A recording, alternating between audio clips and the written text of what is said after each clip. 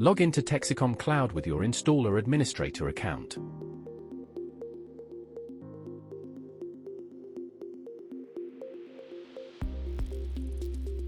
Click on Texicom Monitor. Click on Available ARCs.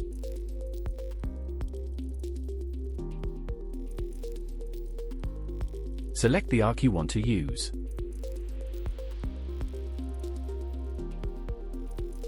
If you are an existing user for this ARC, click I have an existing account with this ARC.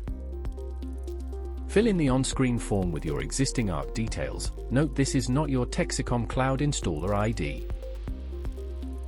You will receive a confirmation email once the ARC registration is completed.